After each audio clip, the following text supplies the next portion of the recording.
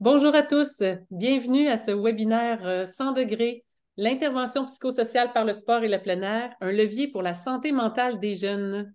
Mon nom est Marianne Boire, je suis rédactrice en chef de 100 degrés. Je travaille pour l'organisation M361 et je vous remercie de prendre le temps d'être avec nous aujourd'hui. Vous êtes très nombreux à vous intéresser à la santé mentale des jeunes. On l'a vu par l'engouement que vous avez eu aller participer à notre dernier webinaire qui portait aussi sur ce sujet-là lors du lancement de notre dossier spécial sur la santé mentale des jeunes. Alors, on poursuit dans la foulée aujourd'hui avec ce webinaire qui est le premier d'une série Paroles aux ambassadeurs. Alors, aujourd'hui, avec nous, on a en soutien technique Maude Provencher, qui est agente de communication chez M361. C'est Maude qui répondra à vos questions par clavardage si jamais il y a des problèmes techniques ou quoi que ce soit. Vous pouvez poser des questions. S'il y a quoi que ce soit, Maude est avec nous. Ensuite, je vous présente nos panélistes. Sébastien Rojo, qui est directeur général de Ex-Situ Expérience. Bonjour Sébastien. Bonjour. Nous avons aussi Marie-Pascale Degen, qui est travailleuse sociale, formatrice et conférencière. Bonjour Marie-Pascale. Bonjour. Et nous avons Martin Dussault, travailleur social et fondateur du programme Bien dans mes baskets à l'école secondaire Jeanne-Mance à Montréal. Bonjour Martin. Bonjour Marianne. Merci à vous trois d'être avec nous aujourd'hui. Martin, Marie-Pascale et Sébastien sont tous les trois ambassadeurs 100 degrés. Qu'est-ce que c'est un ambassadeur 100 degrés? Je tiens à vous dire que quelques mots à ce sujet avant qu'on se lance dans le vif du sujet d'aujourd'hui. Les ambassadeurs 100 degrés, ce sont des gens qui sont un peu partout au Québec qui ont la générosité de partager leur expérience, leur expertise avec les membres de la communauté 100 degrés. Certains participent à des événements, d'autres répondent à des conseils qui leur sont demandés par des membres par la communauté, par courriel ou par téléphone. Certains ont offert leur soutien à certains moments lors des appels de projet. Et dans certains cas, on sollicite leur expertise ou leur expérience pour nous aider à réfléchir sur certains sujets qui nous intéressent en particulier, notamment la santé mentale des jeunes. Et nous avons tenu l'an dernier, en 2022, deux ateliers de co-création sur ce sujet-là.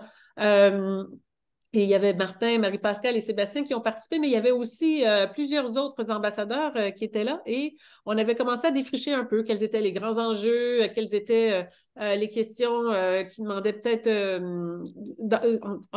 disons qu'on a observé ça de différents angles, là, vous allez le voir. Vous pourrez aussi consulter le dossier spécial qui a été lancé à la suite de ces ateliers-là. C'est un dossier spécial qu'on a lancé en avril 2023. Nous avons tenu un premier webinaire aussi sur ce sujet-là et aujourd'hui, on poursuit avec ce webinaire qui porte plus spécifiquement sur l'intervention psychosociale par le sport et le plein air. Alors, merci à vous trois là, de votre engagement comme ambassadeur 100 degrés, de partager votre expérience et votre expertise avec tout le monde aujourd'hui. Alors, vous avez vu à l'écran passer quelques images où on voit notre dossier spécial. Vous pourrez le télécharger pour le consulter. Alors, on commence, parole aux ambassadeurs, on va commencer directement par Martin.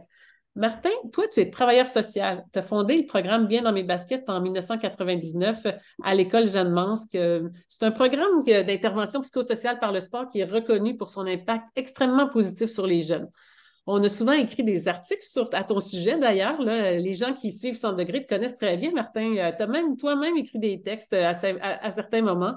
On a aussi publié une entrevue avec toi dans notre dossier spécial sur la santé mentale des jeunes. Mais pour ceux qui ne te connaissent pas encore, pourrais-tu nous expliquer qu'est-ce que c'est le programme Bien dans mes baskets?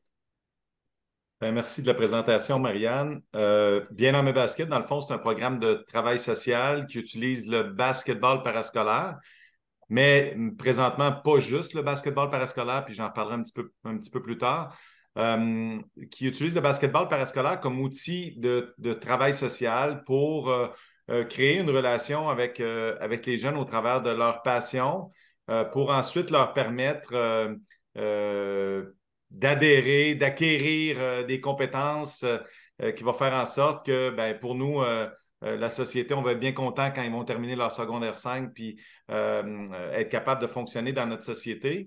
Mais pour les gens de Bien dans mes baskets, c'est leur permettre de vivre leur rêve, dans le fond, d'avoir accès à leurs rêves. C'est des jeunes majoritairement en grande difficulté sur le plan scolaire et qui, au fil des années, n'ont pas vécu beaucoup de réussite. L'objectif de Bien dans mes baskets, c'est de leur permettre de vivre des réussites au travers de ces années-là dans leur école, d'être reconnus de par leur force pour accéder eux aussi soit à une partie professionnelle au niveau basket ou à un cheminement scolaire là, qui va coller à leur peau. Comme tu disais, Marianne, on est à l'école secondaire Jeanne-Mance depuis déjà un petit bout de temps. Cette année, on touche 170 jeunes à l'école Jeanne-Mance, mais on est aussi dans un centre pour jeunes adultes. C'est une expérience assez intéressante dans le centre-sud où l'on travaille avec les jeunes de la francisation. Donc là, tantôt, je parlais de basketball, mais avec les jeunes de la francisation, on utilise 3 sports. C'est assez intéressant. Donc, le basketball, parce qu'on connaît ça. Le soccer, ben, parce que tous les jeunes veulent jouer au soccer dans ce milieu-là. Et le flag football, parce que personne chez nous connaît ça, ni les jeunes, ni les intervenants. Donc, c'était bien intéressant là, d'arriver à réfléchir au-delà de ce qu'on faisait déjà et ce qu'on connaissait déjà. Puis, on travaille aussi avec plusieurs écoles primaires du quartier, donc avec un autre angle pour aider les jeunes, dans le fond, dans le passage là, au secondaire, que ce soit à l'école Jeanne-Mance ou une autre école secondaire, là, être capable de leur donner les outils pour que ce passage-là soit le moins difficile possible. Donc, le ballon est comme un peu notre point de contact avec tout le monde, notre point de référence avec tout le monde.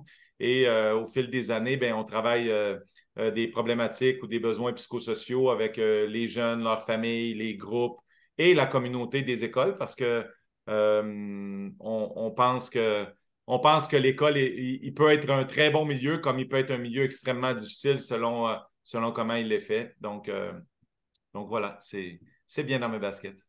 Donc, on comprend t'écouter que c'est un programme qui est d'intervention psychosociale qui est vraiment différent d'un programme de sport-études, par exemple. Oui, effectivement. Ben, juste la provenance. Donc, c'est un programme du CIUS, Centre-Sud de l'île de Montréal, qui est fait en collaboration avec une école. Donc, ça, c'est déjà là, on porte des lunettes différentes quand on regarde les besoins des jeunes dans le milieu scolaire.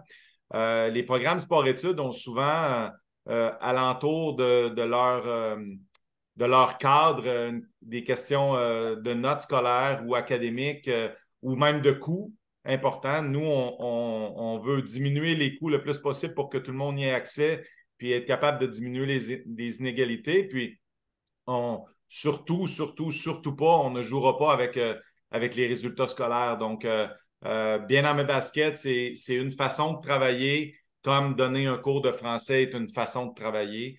Donc, on ne veut pas jouer avec un ou l'autre parce que ça peut être dans certains milieux, entre autres dans les sports-études, souvent le sport est utilisé comme une carotte, là, c'est comme un privilège et on veut surtout pas ça, nous. On veut que ça reste un outil d'intervention sociale pour nos travailleurs sociaux.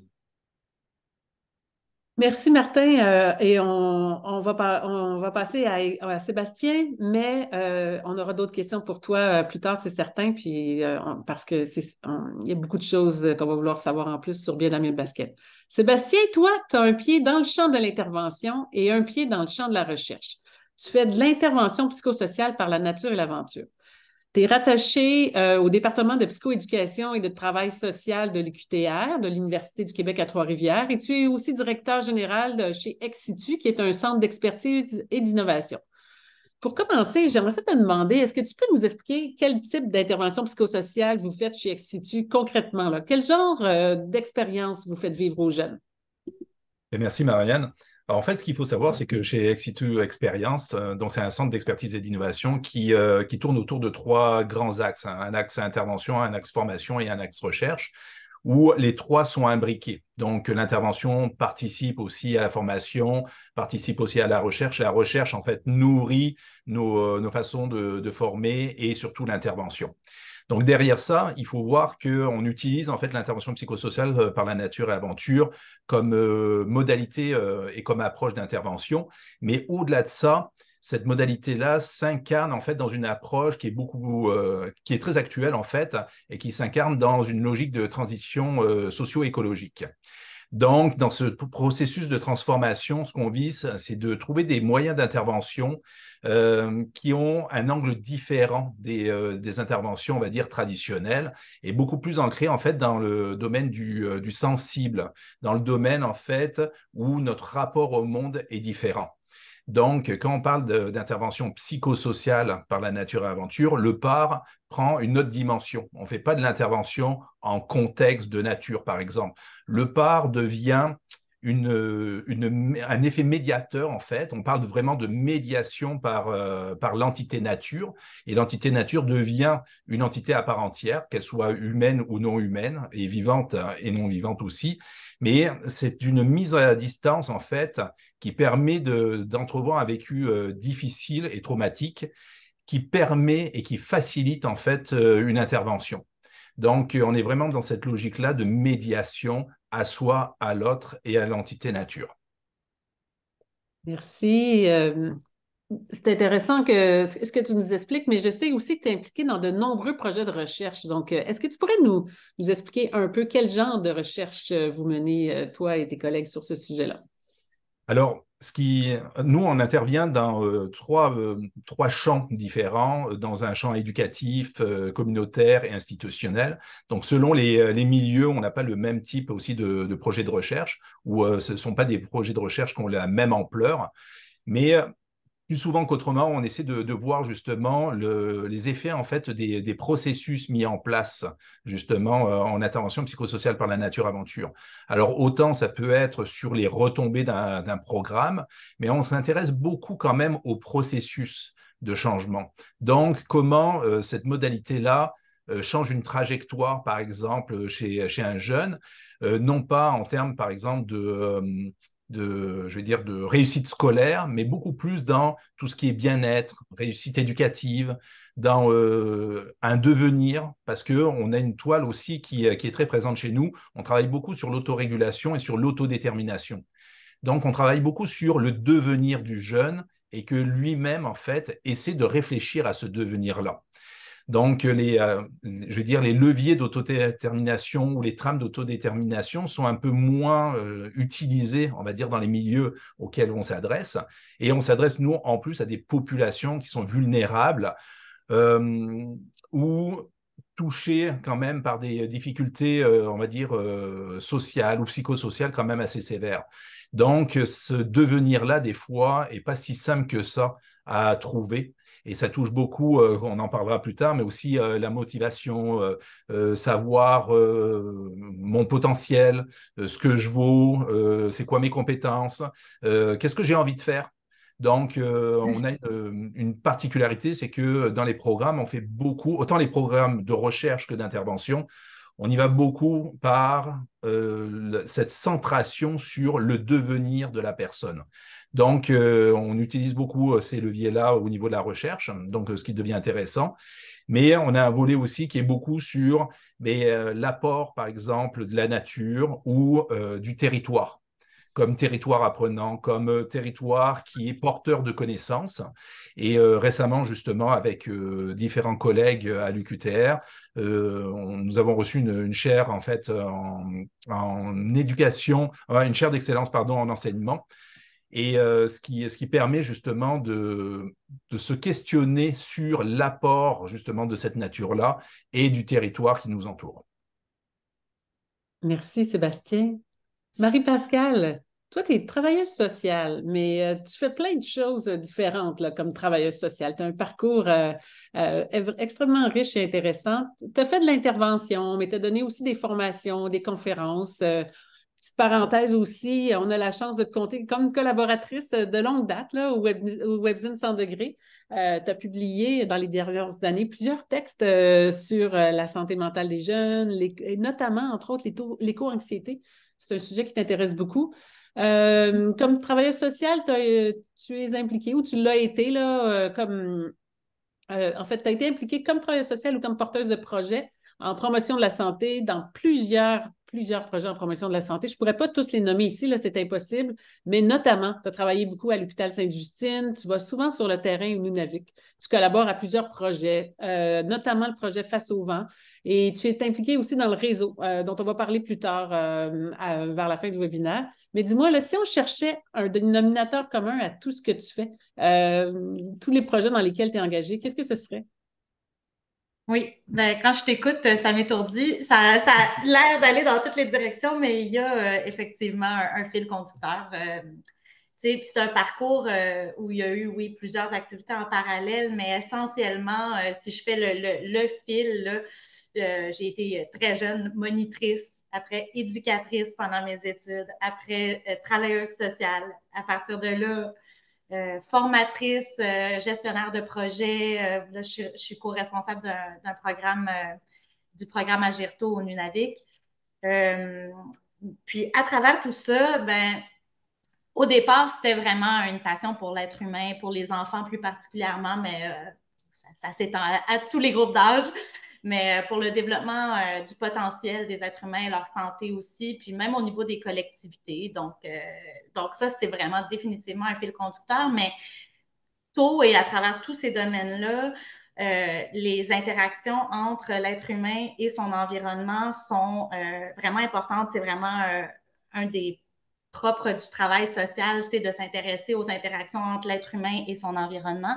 Mais c'est aussi la même chose en petite enfance, en éducation à l'enfance, où le programme éducatif s'appuie sur l'approche écologique, qui n'est pas dans le sens de protection de l'environnement, mais vraiment dans le sens des interactions entre l'humain et son environnement. Et c'est vraiment comme cette conviction que une passion pour ces interactions-là qui m'a amenée à m'intéresser, oui, à la santé de l'être humain ou à son développement, mais aussi à la santé des environnements ou à la qualité des environnements. Puis là, c'est venu rejoindre un intérêt, une préoccupation, une passion pour la terre, la nature. Puis, effectivement, dans les dernières années, je me suis... bon, j'ai toujours été en emploi ou en tout cas active là, sur le marché du travail, mais j'ai un projet sur lequel je travaille en parallèle depuis quelques années qui est en lien avec les textes que j'ai publiés sur l'éco-anxiété, où je me suis demandé moi, je suis préoccupée par l'environnement, je regarde autour de moi, on en parle de plus en plus d'éco-anxiété. Il y a quelques années, je savais même pas comment appeler ça. C'était de la détresse face aux problèmes environnementaux que j'appelais ça. Mais je me suis demandé, c'est quoi les leviers, comment on intervient par rapport à ça. Puis j'en suis venue en lien un peu avec ce qui nous réunit aujourd'hui. C'est un peu à côté, mais c'est tout près, tout près. Je me suis dit, quels sont les ingrédients? Qu'est-ce qu'on peut faire pour une personne éco-anxieuse? Il y a des leviers, on est ensemble, il y a le groupe, je me suis dit, bon, ce qui est intéressant, peut-être qu'on pourra en reparler, mais c'est de dire, comment on peut adresser ça? Je pense que c'est via des projets pour revenir à ce que Sébastien disait, par l'action environnementale en groupe, mais une action environnementale accompagnée dans une optique d'intervention, justement. Voilà. Donc, le lien, hein, c'est cette passion pour ces interactions entre les êtres humains et leur environnement. Comment l'environnement peut être en santé et l'être humain peut être en santé à travers ça. Depuis un an, tu vas très régulièrement au Nunavik. Tu nous le disais il y a quelques minutes, tu es co-responsable d'un programme qui s'appelle Agirto. Est-ce que tu peux nous donner un exemple du type d'activité que tu mets sur pied là-bas et qui s'inspire de l'intervention psychosociale par le sport, la nature ou le plein air? Mm-hmm. Je me suis retrouvée de plus en plus là, dans les dernières années en situation de gestion de projet. Donc, il y a des interventions qui peuvent vraiment être en lien avec ce qu'on discute aujourd'hui, qui sont menées par des intervenants sur le terrain. À travers ce projet-là au Nunavik, il y a des activités au Nunavik, on dit on the land, et ces activités sont très importantes. Mais moi, dans mon cas, j'ai un peu moins l'occasion là, de mener ces activités-là concrètement. Mais il y a quelques semaines, j'ai pu expérimenter quelque chose qui est en lien. On formait, on met sur pied en fait une attestation d'études collégiales pour les intervenantes inuites du programme.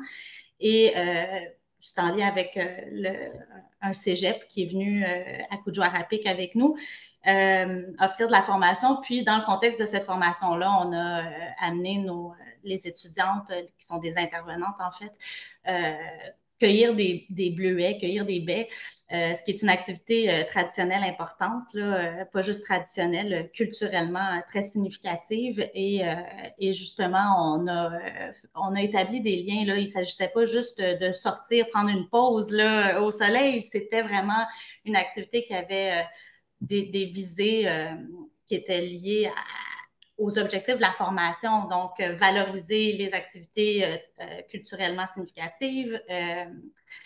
Il y avait des objectifs dans notre semaine qui étaient liés à la création d'un sentiment d'appartenance parce que les intervenantes venaient de communautés à travers le Nunavik, donc favoriser les liens, la création de liens, le sentiment d'appartenance. Il y avait aussi favoriser des prises de conscience par rapport aux retombées de ces activités-là qu'elles mènent avec les familles et les enfants.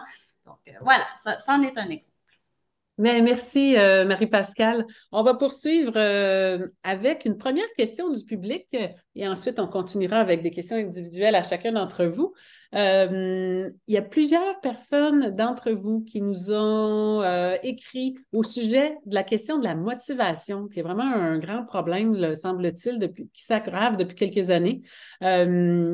Et certains se demandent comment est-ce qu'on peut favoriser la motivation des jeunes à participer au genre d'activités que vous leur proposez. Je l'ai reformulé là, parce que dans le fond, ça regroupe un peu les questions de plusieurs personnes. Peut-être que Sébastien, toi, tu pourrais répondre à ce sujet-là, la motivation? Je pourrais commencer, puis je laisserai mes collègues continuer aussi. C'est vrai que cette question-là revient souvent, puis quand on propose des projets d'intervention, les enseignants ou les intervenants nous mettent en garde tout de suite. Ah ben, vous savez, ces jeunes-là, ils sont durs à motiver, ça risque d'être difficile de les mobiliser et tout ça. Donc, il y a toujours cette question-là de la motivation. En fait, comme je vous disais, dans notre contexte, en fait, au Centre d'expertise et d'innovation, on a une toile de fond qui est l'autodétermination. Donc, ce qu'on veut, en fait, c'est que derrière ça, les jeunes trouvent du sens derrière ce qui est proposé. Donc, si les activités ou les programmes qu'on propose ne font pas de sens pour eux, c'est sûr que l'engagement et la motivation risquent d'être difficiles à engager dans ce sens-là. Donc, une première chose, je pense que ça doit faire du sens et ancrer dans leur réalité aussi. Donc, quelque chose qui est trop hors de leur réalité, il y a quelque chose qui viendrait créer ce désengagement-là. Donc, pour ça, dans cette trame autodéterminante, ils sont acteurs de leur processus et leur devenir, comme je l'expliquais tout à l'heure. Donc, en fait, on fait de la co-construction de programmes avec eux. Donc, autant avec l'équipe d'intervention, mais surtout avec les populations qu'on cible. Donc, par exemple, dans un système scolaire, les élèves. Donc, voir qu'est-ce qui est possible de faire, qu'est-ce qui les motive, qu'est-ce qu'ils auraient envie de faire, justement. Donc, nous, on a des programmes qui s'étalent, qui s'échelonnent de 3 mois à 3 ans, selon les milieux. Donc, on a la chance d'avoir du temps quand même pour mettre ça en place. Mais on voit l'impact tout de suite de leur engagement quand on les questionne à savoir qu'est-ce qu'ils veulent faire, qu'est-ce qui les motive, comment ils veulent le faire aussi. Donc, l'engagement qu'ils peuvent avoir passe aussi par le fait de définir des actions et des croyances en fait qui sont nécessaires pour s'engager dans ce processus-là. Donc, si on leur laisse une place qui est je vais dire qui est quand même très importante, l'engagement risque d'être beaucoup plus présent. Donc, plus souvent qu'autrement, mais c'est quand même l'adulte, c'est l'intervenant, c'est l'enseignant qui va donner cette direction, qui va donner un peu les objectifs ou les activités à faire. Tandis que si on questionne les jeunes, puis c'est très intéressant parce qu'on a eu ces conversations-là avec des collègues dans certaines unités de recherche, les jeunes veulent nous parler, veulent nous dire de quoi ils ont envie. Et bizarrement, quand ils nous disent ce qu'ils veulent, ben, c'est en cohérence aussi avec ce que la recherche trouve et surtout préconise en termes d'action. Donc, j'ai l'impression que plus on va laisser la parole aux jeunes, plus on va les laisser aussi construire un peu les étapes de ces programmes-là et plus globalement en fait de leur cheminement, de leur trajectoire, parce que ça leur appartient aussi. Ben, à ce moment-là, on peut avoir de belles surprises au niveau de l'engagement et de la motivation. Alors, merci Sébastien. Je suis certaine que Martin, Marie-Pascale auraient aussi des choses à ajouter sur ce sujet-là qui est vraiment riche, mais on va poursuivre sur les questions individuelles, puis on y reviendra peut-être plus tard si on a le temps, puisque le temps file malheureusement. Marie-Pascale, qu'est-ce que ça... je reviens à toi. En fait, j'aimerais te demander qu'est-ce qui fait la différence entre amener un groupe en nature, dans la forêt ou dans un autre lieu de plein air, ou amener les jeunes à faire du sport ensemble et une intervention psychosociale. Donc, autrement dit, moi, si je suis intervenante, pas intervenante psychosociale, mais j'ai à faire des activités avec les jeunes, je dis, je les amène jouer au ballon, je les amène jouer, faire un tour dans la forêt. Est-ce que je fais de l'intervention psychosociale ou c'est autre chose? Il y a vraiment plusieurs, on en a jasé souvent entre nous au réseau, dont on aura l'occasion de reparler tout à l'heure, mais on a souvent fait ressortir ce qu'on appelle des ingrédients actifs qui vont justement faire cette différence entre simplement s'adonner à une activité et faire une intervention psychosociale. Puis je pense que si il fallait en isoler un ingrédient actif, ce serait mais j'en isolerai pas qu'un, je vais vous dire, je pense qu'il y en a quelques autres qui sont essentiels. Mais un, ce serait l'intention derrière cette activité-là. Pourquoi j'amène les jeunes faire de la randonnée en forêt? Qu'est-ce que je tente d'atteindre? Qu'est-ce que je tente de faire avec ces jeunes-là? Je pense que ça, c'est vraiment central. Bon, c'est pas directement de l'intervention psychosociale, là, mais ce qui me vient tout de suite comme exemple, c'est quand on soutient le développement, par exemple en CPE, on veut soutenir le développement des tout-petits. Il y a une différence entre chanter une chanson avec eux pour faire passer le temps pendant qu'on attend la collation et réciter une comptine en disant je vais soutenir le développement de la compréhension. Si je soutiens le développement de la compréhension, je vais faire des signes, la manière dont je vais mener l'intervention va être très différente. Et c'est subtil, mais en sachant que c'est ça mon intention, mon intervention va immédiatement être modifiée. Mais rapidement, là, je pense que d'abord, il y a une question de qui mène cette intervention. Je pense que à peu près n'importe quelle personne qui fait de l'intervention auprès des jeunes ou en tout cas d'un groupe quelconque peut apporter quelque chose en se posant cette question, quelle est mon intention et tout ça, mais il y a quand même, selon si tu es éducateur, si tu es psychologue, si tu es travailleur social, si tu es éducateur spécialisé, si tu es enseignant, tu n'as pas les mêmes leviers, tu n'as pas les mêmes objectifs, mais tu as quelque chose à apporter qui est en lien avec ta profession. Ça part, il y en a 6 que j'ai identifiés, d'une analyse des besoins. Il faut observer, il faut se demander, c'est quoi les besoins de ce groupe-là? En lien avec cette analyse, ça peut m'amener à dire, il y a un besoin de soutien au niveau psychosocial. Bon, dans ce cas-là, quels sont les objectifs et quelles seront mes intentions comme intervenant quand je vais travailler avec cette personne ou ce groupe. Ensuite, il faut choisir des stratégies en lien avec c'est qui ce monde-là? Je suis qui, moi? C'est quoi l'environnement autour? Et là, on se donne des stratégies qui sont liées à ça. En interaction, pour revenir avec ce que Sébastien disait, c'est pas nécessairement un processus qu'on fait seul. Ça, on peut le faire avec la personne, idéalement, ou avec le groupe. Mais il y a des leviers. Il y a le levier de l'environnement, il y a le levier du groupe. Mais quelles sont mes stratégies? On mène l'intervention, bien sûr. Et par la suite, pour qu'elle soit vraiment optimale, je pense qu'il faut faire une rétroaction avec le groupe, un retour réflexif ou avec la personne sur ce qui s'est passé, qu'est-ce que tu retiens, comment ça s'est passé, qu'est-ce que ça a eu comme impact sur toi.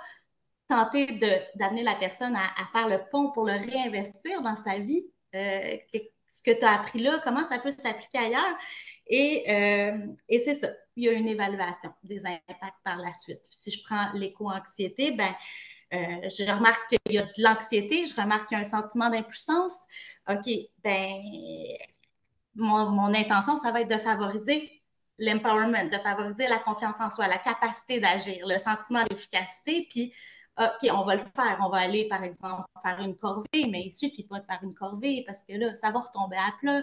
Donc, il y a de l'accompagnement dans cette corvée, puis il y a de se demander ce qu'on vient de faire, comment ça peut se reproduire, comment vous pouvez utiliser ce que vous avez retiré de cette expérience-là ailleurs dans votre vie. Fait que c'est ça. Mais s'il y en a un, c'est l'intention. Pourquoi je fais ça? Merci, Marie-Pascale. Ma prochaine question serait pour Martin. Martin, il y a un concept là, auquel vous avez fait référence, je crois, les trois d'entre vous, c'est la question du lien, la question de créer du lien. Mais pourquoi est-ce que c'est aussi important en intervention psychosociale de créer du lien? Est-ce que c'est le fait de vivre une expérience de groupe qui permet aux jeunes de créer plus facilement des liens entre eux ou c'est autre chose qui se passe? Bien, premièrement, je pense que le lien, selon moi, là, le lien, c'est probablement l'ingrédient le plus important en intervention psychosociale. Moi, je crois peu au fait de se retrouver en interaction puis créer des changements sans qu'il y ait un lien entre les deux individus ou entre l'individu et le groupe qui se soit installé. Fait que ça c'est sûr que c'est une croyance que moi j'ai. Je pense que plus, au même titre que, tu sais, je crois peu qu'un enseignant va être capable d'aller au-delà de de ses connaissances, puis être capable d'amener ses connaissances à son public s'il n'établit pas de lien, parce qu'à un moment donné, naturellement, il y a une barrière qui va se créer, puis même si les connaissances sont bonnes, elles ne se rendront pas où on souhaite qu'elles se rendent. Puis on a vu ça souvent dans le milieu du sport où les entraîneurs pensait que parce qu'il était entraîneur, il avait l'autorité absolue et parce qu'il y avait des bons athlètes, bien, il arriverait à atteindre leur objectif. Puis on se rend compte que non, parce que le lien n'est pas vraiment là. Donc le lien est un ingrédient vraiment important pour le changement. Et le lien, ça se développe. Selon moi, ça se développe. Ça vient pas tout seul.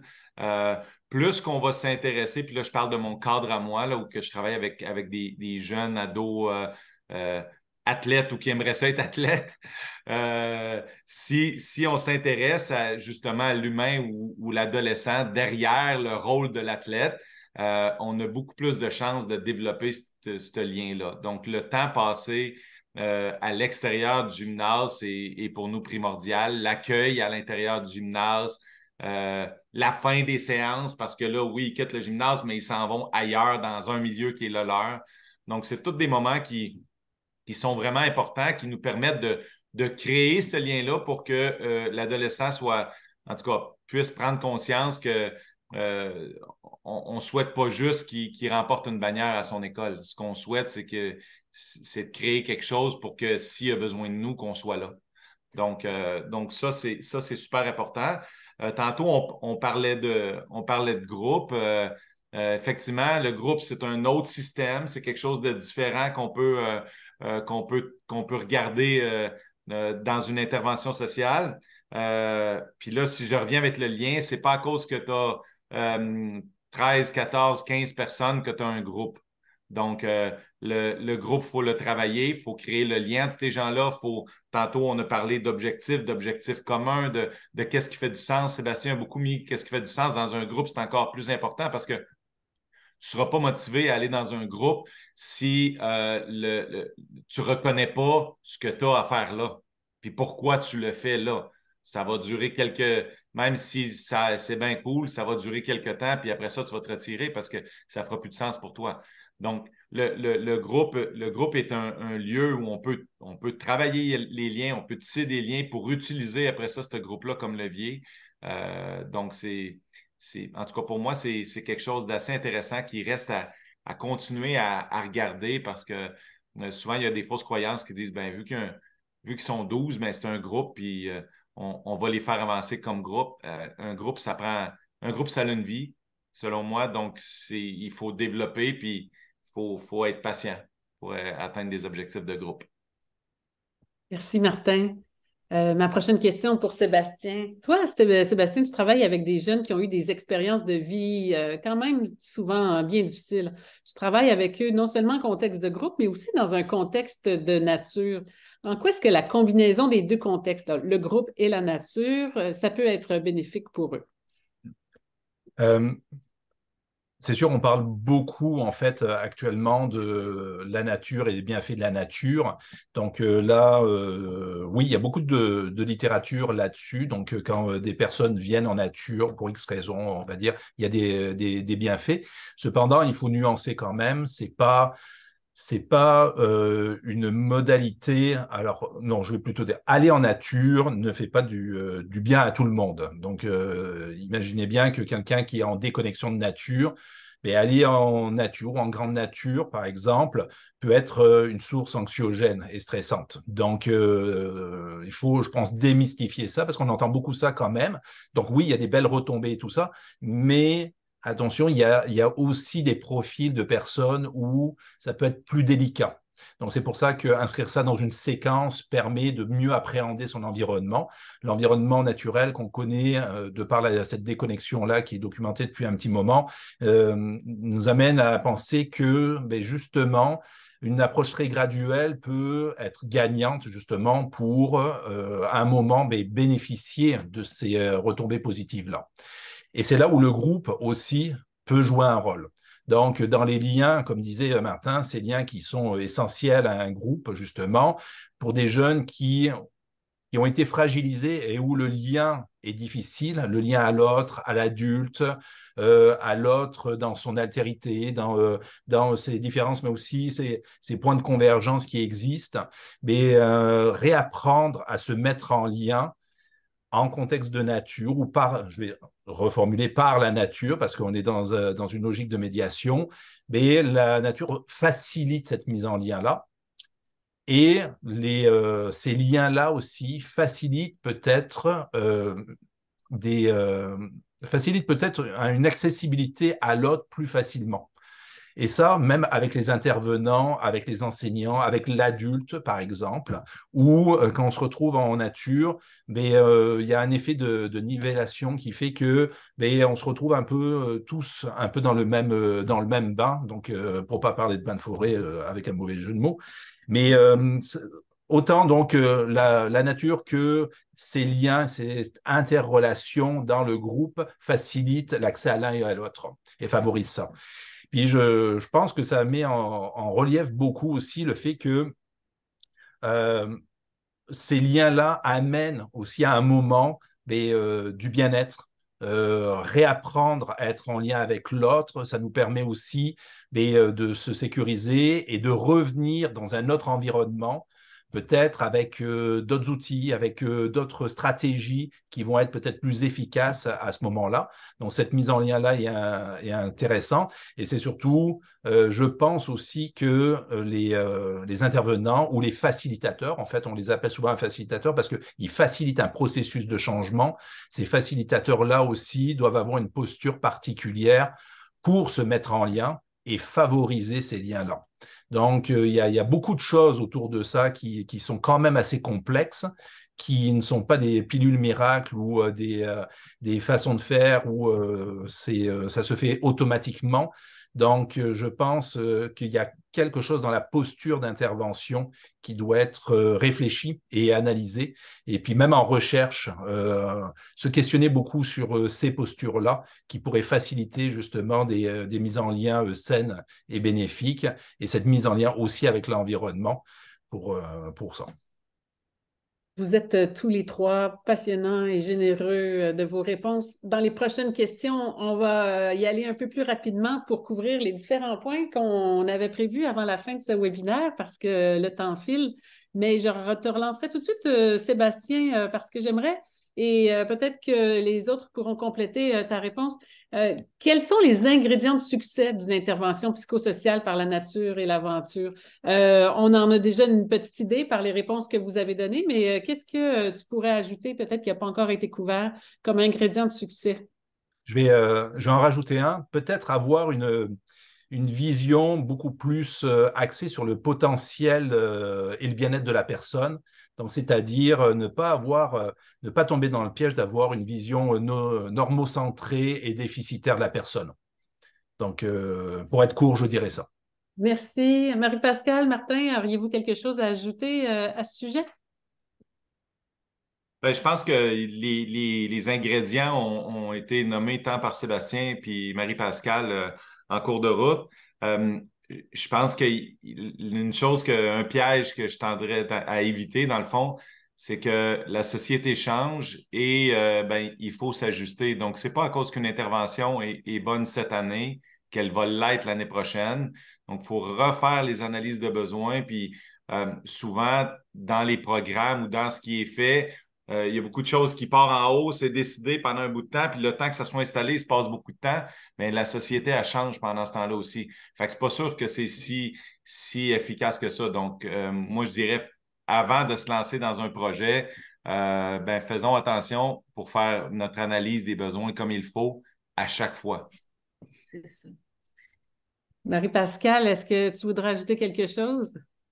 Ben non, vraiment, je trouve qu'on a fait le tour, je pense, là, des plus importants. Puis peut-être que j'aurais rajouté exactement ce que Martin vient de dire, là. L'importance de prendre ce temps-là, ça a l'air lourd peut-être de prendre le temps d'analyser, de le faire avec l'autre, de bien définir, de définir les objectifs, de s'entendre, on est-tu d'accord? Puis tu sais, c'est des étapes qui peuvent sembler laborieuses, mais elles feront toujours la différence là, en contexte, justement, là, dans notre environnement, avec le monde qui est là, avec mes compétences professionnelles, avec les besoins qui sont. Je pense que ça, là, c'est à refaire à chaque fois. On s'en sort pas si on veut de la qualité des impacts. Vous êtes tous les trois membres du réseau. Peut-être que je poserai la question à Martin d'abord pour nous dire qu'est-ce que c'est le réseau et comment c'est né? Dans le fond, le réseau, c'est un regroupement d'intervenants psychosociaux qui utilisent le sport ou le plein air comme outil d'intervention. Ça a commencé il y a quelques années. À la base, là, dans le fond, il y avait un intérêt à faire un réseau international, puis finalement, on s'est rendu compte, ben peut-être on devrait peut-être mieux apprendre à se connaître ici au Québec, puis voir ce qui se fait de beau au Québec. Euh, Se donner des idées, s'appuyer, établir des angles de recherche autour de ce qui est fait. Donc, dans le fond, il s'est regroupé présentement, c'est quasiment 150 organisations là, qui sont alentour de ce mouvement-là, qui, comme je l'ai dit, sert à rassembler, dans le fond, les organismes et les intervenants autour d'une façon de faire qui est en émergence présentement, qui est l'intervention par le sport et le plein air. Et ça s'adresse à qui? Qui peut en faire partie? Sébastien, peut-être? En fait, tous ceux qui s'intéressent à l'intervention, premièrement, ceux qui soient psychosociales ou même, j'aurais même envie de dire, éducatives derrière ça. Puis ça s'adresse en fait à ceux qui veulent explorer c'est quoi l'intervention par le sport et le plein air. Donc, sous l'angle peut-être je vais dire, en tant que professionnel ou en tant que chercheur, mais aussi en tant que curieux et voir c'est quoi le potentiel derrière ça. Il y a un beau réseau, il y a des gens très inspirants, des organisations très inspirantes là-dedans. Il y a quelque chose qui vit. Donc, on voit que c'est plus qu'en émergence maintenant au Québec. On parle de plus de 150 membres. Donc, il y a quelque chose qui est très inspirant. Et pour des gens qui veulent se faire inspirer, je pense que le réseau, il y a quelque chose qui est très intéressant derrière ça, là. Avant qu'on passe aux autres questions du public, j'aurais une autre question pour toi, Sébastien, au sujet du réseau. Qu'est-ce qu'on peut y retrouver comme service ou comme programmation cette année? Il y a un colloque notamment qui s'organise. Alors, il y a plusieurs choses qui se mettent en place pendant l'ensemble de l'année, mais là, on peut axer sur et focuser en fait sur l'événement qui s'en vient, qui est en novembre, en fait, du 22, 23 et 24 novembre, donc en Mauricie, au camp Minogami, où on a le colloque annuel du réseau, où on va retrouver autant des, euh, des, euh, des panels, autant des conférences sur des pratiques, hein, sur des expériences en intervention psychosociale par le sport plein air, mais aussi avec un volet scientifique de la chose. Donc, beaucoup de choses en 3 jours, hein, justement, dans un contexte où les gens sont là pour partager leur vécu et surtout leur envie de communiquer cette passion-là, et donc avec des profils différents. Puis généralement, c'est très, très convivial. Donc, je vous invite à venir donc au colloque. Vous pouvez voir à l'écran, si vous voyez non seulement une page, une photo qui est tirée du site web du réseau, mais vous avez aussi un code QR qui vous permet d'aller directement sur cette page-là. On a reçu différentes questions là, des gens qui nous écoutent. Une des questions qui nous a été posée, peut-être que je la poserai à toi, Martin. Comment est-ce qu'on peut faire comment est-ce que quelqu'un peut faire des premiers pas vers une intervention par le sport et le plein air, même s'il n'a pas beaucoup de moyens? On sait que c'est la réalité quand même dans beaucoup de milieux. Qu'est-ce que tu aurais à répondre à ça, Martin? Ben, moi, je pense pas que ça demande beaucoup de moyens à la base. Après ça, de grandir, grossir, de cibler, d'avoir plus d'intervenants, ça demande un peu plus de moyens. Mais à la base, ça demande pas plus de moyens. Ce que ça demande, c'est une façon de voir un peu différente. Donc, si on revient à nos ingrédients, il faut être capable d'analyser les besoins de notre milieu, les besoins de nos jeunes, les besoins des gens avec lesquels on travaille, puis de trouver l'outil qui va me permettre de créer un changement. Euh, Moi, j'utilise le basketball. Sébastien utilise le plein air. Marie-Pascale utilise le plein air. Donc, à partir de là, les possibilités sont immenses et ne demandent pas beaucoup. Il s'agit juste d'y réfléchir et de voir comment je vais faire les liens. On en a parlé tantôt, Marie-Pascale et Sébastien parlaient justement de comment je vais aller chercher mon intention derrière mon action. Bien, ça ne demande pas de sous. Ça demande de s'asseoir, de réfléchir, puis de voir qu'est-ce que je vais faire pour atteindre cette partie-là. C'est sûr que là, si on dit OK, il faut que je m'en aille au Nunavik pour faire réaliser ça, là, ça va te coûter de l'avion, puis là, ça va te coûter cher. Mais s'il faut peut-être te promener sur le Mont-Royal, puis que tu viens de Mont-Royal, de Montréal, ça risque de te coûter un peu moins cher. Si tu prends des bâtons de hockey puis une rondelle parce que tu as accès à ça, puis que tu veux aller aussi loin dans ta réflexion, ça ne te coûtera pas cher non plus. Donc, je pense que faut pas s'arrêter à la question de sous. Parce que si on s'arrête à la question de sous, on va s'arrêter vite, là. Faut aller beaucoup plus loin que ça, puis voir comment on va être capable d'atteindre notre objectif qu'on veut atteindre pour répondre aux besoins de notre clientèle. Merci, Martin. Une autre question que peut-être pour Marie-Pascale cette fois-ci. Comment convaincre les écoles et leur personnel qui est souvent débordé, comment les convaincre des bienfaits du sport et du plein air sur la santé mentale des jeunes? Le sous-question, comment les inciter à poser des actions concrètes dans leur milieu? C'est une question qui nous est envoyée. Mhm. Ben, je pense à tout ce qu'on dit depuis tout à l'heure, puis on a beaucoup parlé de réflexion finalement derrière les interventions. Puis je pense que ça s'applique à cette question-là encore. Peu importe à quel niveau on intervient, quand on est en développement professionnel, parce que c'est une question par rapport au développement professionnel finalement, c'est la même démarche. OK, le besoin, il est chez les jeunes. On veut qu'ils fassent faire on aimerait qu'ils intègrent de l'intervention psychosociale ou éducative par le sport ou le plein air. OK. Qu'ils aillent plus dehors, qu'ils utilisent ces occasions-là, qu'ils fassent de l'éducation en nature, quelque chose comme ça. Ben, OK, je veux avoir cet impact-là. Ben, ça, c'est mon intention, c'est d'amener les gens à avoir cet impact-là. Comment je vais faire? Mais il n'y a pas de détour. C'est qu'on essaie, je constate, parfois d'aller vite. Mais quand on essaie d'aller vite, on n'obtient pas particulièrement beaucoup d'impact souvent. Donc, une petite capsule vidéo, un petit point d'information, une petite conférence rapide, puis on espère que le changement de pratique va être là, mais en réalité, il faut se demander, OK. Fait que, tout ça pour dire que je pense que les données sont là, les données scientifiques sur le potentiel de ce type d'intervention-là. On peut donner de l'information, c'est sûr, mais au-delà de l'intervention, ben, peut-être que c'est à travers une activité de développement professionnel, là, mais expérientielle. Donc, mais bien réfléchi, bien ficelé. Ça va être quoi mes stratégies? Où est-ce que je vais les amener? Comment je vais leur faire ressentir les impacts? Comment je vais les amener à faire le lien entre les impacts qu'ils ont ressentis et leur pratique?